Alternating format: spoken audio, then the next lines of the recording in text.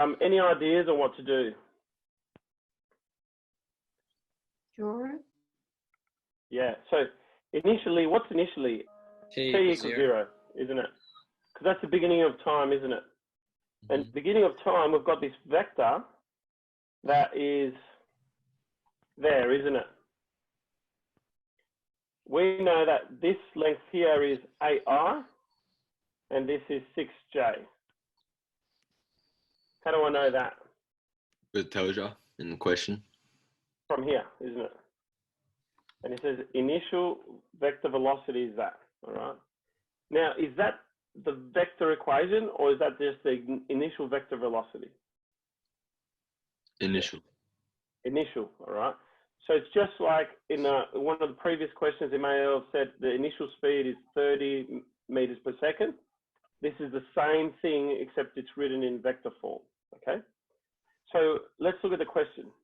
And it says a particle is projected from the origin. So we've got that two-dimensional motion that we're getting into.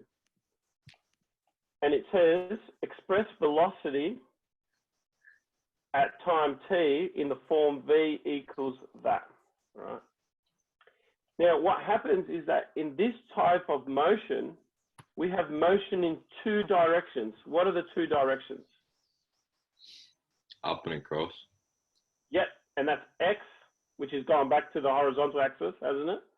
And y, isn't it? So there's something that we always know with projectile motion questions, always. All right, I spoke about it in one of the videos, is that acceleration in the action, it's 0, okay? All right, what happens, it has that initial velocity that takes it over there, but there's nothing propelling it, okay? And what's the only acceleration in the y direction pushing down on it? Gravity. Gravity. And in this question, it says at the start of exercise 10A that if it's not given, it's going to be 10. So, does that make sense? So, if you have to write notes now, please do, because this is going to be critical. Because otherwise, there's not enough information in the question. Can you see that there's not enough information? Wait, so X has no acceleration, it only has velocity? Yes, X never has acceleration in these questions. So, so X double dot or acceleration is always 0, always in projectile motion, all right? And gravity is either going to be -10 or -9.8. The question will tell you, all right? Can I show you this? Can I just reiterate that one more time? It's really important. Acceleration in the horizontal direction is always 0 in these questions. Every single one of these questions you'll ever do will always be 0. So before you even read a question, why don't you write this piece of information down, okay? It's critical, otherwise you can't solve it. And then the acceleration in the y direction will be either -10 or -9.8, okay? One of the two, all right? There's not going to be any more, all right? Now, let's go back to the question.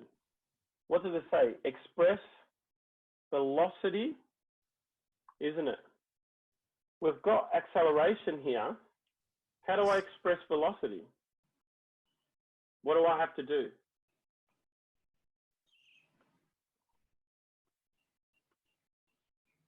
If I've got acceleration, how do I get to velocity?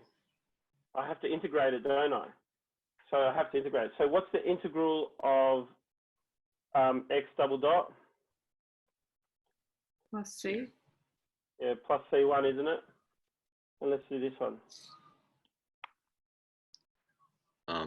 10x. It's with respect to time. Just remember that. Okay. All right, but we know something initially. Initially, what? It's this thing, isn't it? So let's write that down. At t equals 0, x dot equals what? 8 I. Is it? from here or from here? Because we're looking at the x direction here, aren't we? At t equals 0, y dot equals what?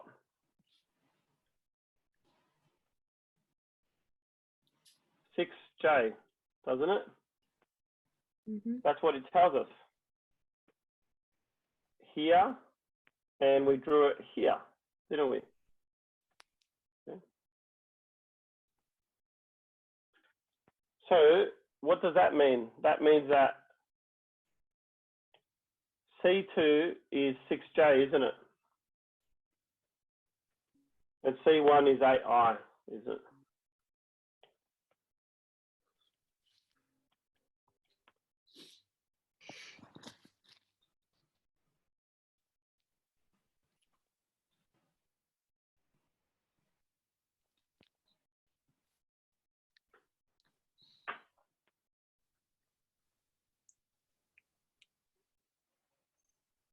Why didn't it even need to go through that if you already know what the x and y is?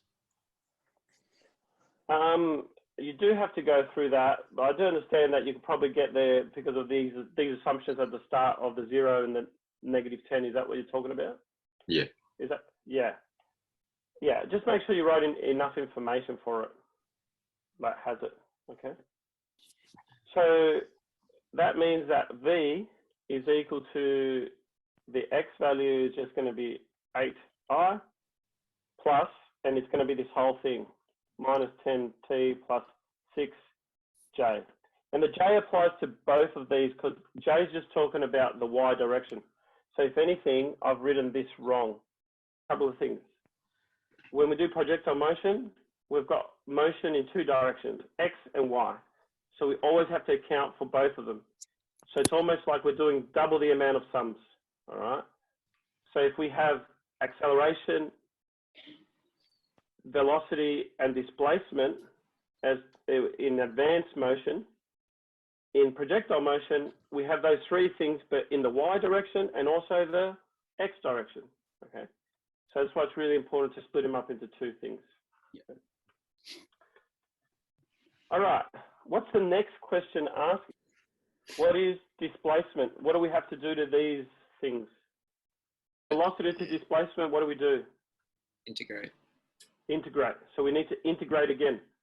We need to do two different integrals, don't we? One in the x direction, one in the y direction. Before we do it, I'm going to get you guys to do it first. But at t equals 0, what is x equal to? How much has it displaced at the start of time? Nothing. Nothing. It hasn't started flying yet, has it? So at t equals 0, x equals 0. Can you guys try and get that vector going on? It'll be essentially the same process that we just did with the velocity one. So I'm going to integrate it. So it's just going to be 8t plus c3. And then the y displacement will be minus 5t squared plus 6t plus c4, okay? But these initial conditions are the case. So at t equals 0, x equals 0. So it's going to be 0 equals 0 plus C3, therefore C3 equals 0. And this will be, and what's y? Y is 0 as well, isn't it? Hasn't gone up at all. So y equals 0. So that's part of the initial conditions. So y will equal 0. So I should put at t equals 0. At t equals 0. Equals 0 plus C4, therefore C4 equals 0. Okay, so that works out really well, doesn't it? So we have x equals 8t and y equals minus 5t squared plus 6t. So our vector in the x direction will be 8t, and we'll put I plus this whole thing minus 5t squared plus 6tj. All right, because I and j are just our directions, is x and it's y. Done. I've just kept the two vectors that we've done initially. So this is the velocity one and the next one's the displacement one. I've just moved them up. So the initial speed of the particle will be this vector here, isn't it? Now I know this is 8i and this is 6j. How do I find the speed of that? Well, it's the same as finding the magnitude.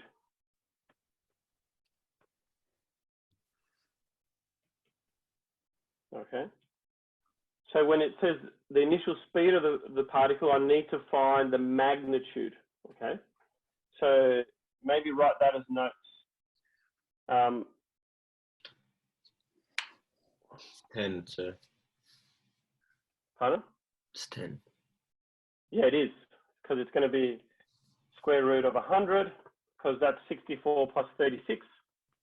8 squared is 64, 6 squared is 36, which equals 10. So what's the initial speed of the particle? It'll be 10 meters per second. Right. And for that, you should really put absolute, like the two lines, because square root of 100 is plus minus 10, but it's only the plus. Yeah, yeah. Now, do you guys remember the when we did our vectors, there was some formulas in your formula sheet? Do you remember, like under your vectors topic? The magnitude one is there, all right? But essentially it's just Pythagoras' theorem, okay? So the same thing. All right, the position vector after, find the position vector of the particle after 2 seconds, all right? Forget the word vector, because I think that's gonna stump most of you. We're doing motion. You guys were excellent at motion, all right? When we're talking about position, what are we talking about? Acceleration, displacement, or velocity? I didn't even do it in order. Displacement. So it's displacement. Position, where are we? That's our displacement, isn't it? So position is displacement. So which ones of these two are we going to use? This one, aren't we? And what are we going to substitute in? What? What are we going to substitute into that one? 2 seconds in t. Yeah, t equals 2. So what do we do it? You guys do it. So I want you sometimes to forget about the vector thing and then just ask, what is it asking for? And then bring it back to vector, knowing that I is x and j is what? Y. I is x dot, j is y dot. So we're starting from this velocity position, okay? 16i minus 8j. Did anybody get that? By substituting t equals 2 into this, we're just substituting into r. I'll show you, we've got t equals 2, so I'm going to put 2 into it. I'm not going to work this out. That's all we're doing, just putting it into this guy, all right? T equals 2, because that's what this question is asking us, all right? So don't let vectors sort of like spin you out of control. We know what we're doing. We're just going to do it step by step. Initially, because we're finding its greatest height, aren't we?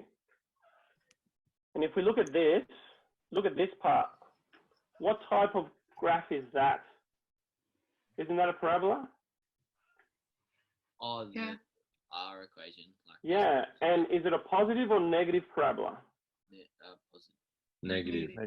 Negative, because the coefficient of t squared is what? Negative. Negative. So is it going to have a maxima or a minima? Maxima. What? Remember, it's sad face if it's negative. Yeah, wouldn't that mean it's a minima? It's going down to the bottom. It's going to look like Oh, this, doesn't it? you're right. Right, yeah, my And bad. it's going to have a maxima, isn't it? Now, does that make sense that it will be a parabola? Because what does, when we throw a ball or projectile, what type of graph does it do? It does a parabola. Yeah. And that's actually what we're looking at this whole time. If you take air resistance out of it, you can calculate every throw that you do. It's only air resistance that affects it a little bit, but it'll be minimal, and you can actually calculate the trajectory of your path if you've got all those information, right? Now, can we find the maximum of a parabola? So what's the way that we've been using it lately? Double dash. We find the maximum by deriving it, don't we? And making it equal to 0. What's the derivative of this one? It's over here, isn't it? So we've got to make that equal to 0.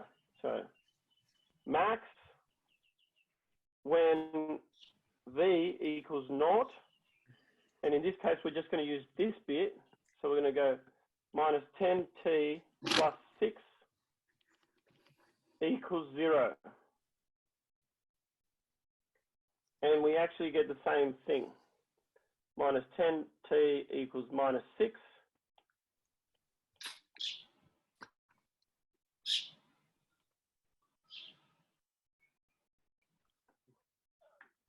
So that's what we've got, isn't it? Yeah. Here.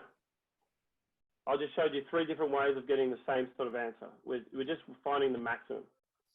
All right, have we got our answer? No, No, what do we need to do? the position. Yeah, we need to substitute t equals 3 over 5 into what? Other equation. Into this, don't we? Can you guys do that for me, please? So substitute 3 over 5. What do we know 3 over 5 to be? 0.6, isn't it? 3 over 5 is 0.6, isn't it? So can you substitute it in and tell me what you get? Is it 4.8i plus 1.8j? Yes, it is.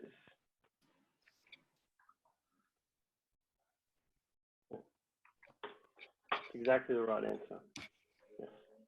So I want you to think of vectors as just a medium of presenting information, but it's information you know.